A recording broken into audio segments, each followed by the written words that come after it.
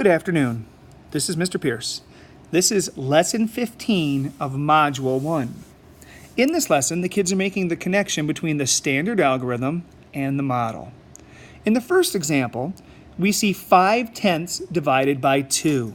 So what the kids have learned is that when we're dividing by 2, that means we're going to have two groups. So we start out by putting two circles which symbolize those groups. We then take the 5/10 and we divide it equally into those two groups. So we would go 1, 2, 3, 4, and then when we look at it, we see, oh, I cannot put an equal amount in there. So there is 1/10 left over. This 1/10 we will then move or transfer over to the hundredths place. And we have 1/10 is the same as 10 hundredths. So again, we're going to break this into two groups. And we know that 1/10 is the same as 10 hundredths, so we simply plug them in. So we go 1, 2, 3, 4, 5, 6, 7, 8, 9, 10. So what we notice is that in each group, in the first two groups, we have 2/10 per group. And in the second groups, in the hundredths, we have 5/10 per group. And the kids quickly pick up that the answer would be 25 hundredths. Now the same problem done as a standard algorithm. The first thing, of course, that we do is we bring our decimal point straight up. And then we start with the ones place. If I have 0 ones, can I divide that by 2? And the answer is no. So we simply put a 0 in the ones place. We then go over to the tenths place and we have 5/10. And we're trying to break that 5/10 into two groups. Just like in the model, the kids quickly pick up on the fact that there would be 2/10 in each of those groups. And 2 times 2, of course, is 4, so we would have used 4 of those tenths. So 5/10 minus 4/10 is 1/10.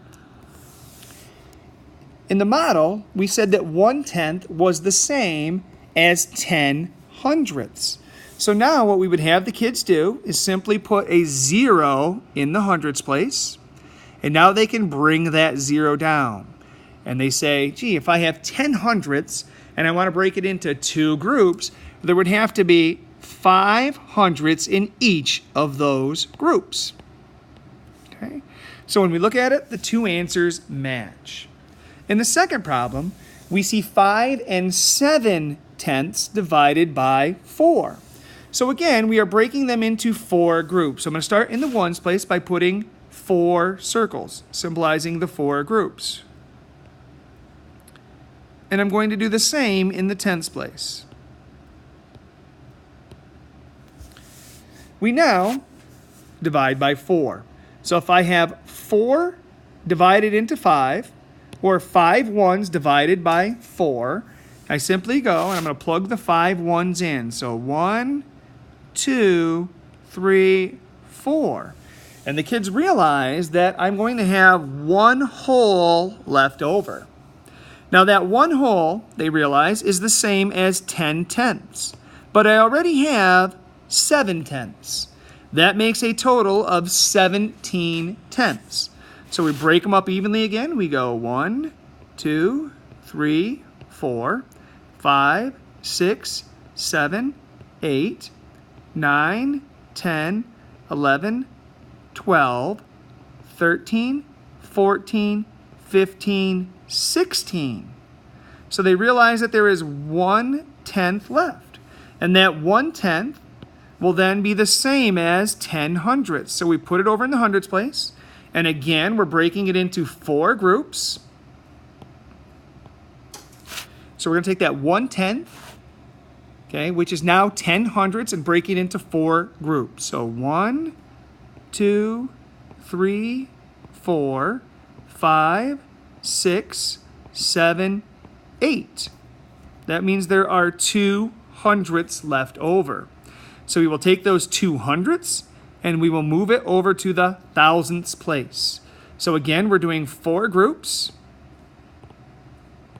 The kids realize that those 2 hundredths is the same as 20 thousandths. So we're simply going to plug in the number. We're going to go 1, 2, 3, 4, 5, 6, 7, 8, 9, 10, 11, 12, 13, 14, 15, 16, 17, 18, 19, 20. So when we are finished dividing it, we notice that in the ones place, there is 1 in each group. In the tenths place, there were 4 in each group. In the hundredths place, there were 2 in each group.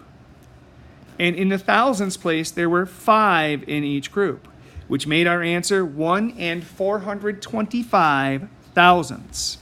So for the standard algorithm, we do the same thing. If I have 5 ones and I want to break it up into 4 groups, I could have 1 in each group. 1 times 4 is, of course, 4. So that would give me 1 whole left over. Just like in the model, that 1 whole became 10 tenths. But I already have 7 tenths, so now I have 17 tenths. When I divided the 17 tenths into 4 groups, there were 4 tenths in each of the 4 groups, which made a total of 16 tenths. 17 tenths minus 16 tenths is 1 tenth. In the model, when I had 1 tenth left over, I realized, 1 tenth is the same as 10 hundredths. So I put a 0 in the hundredths.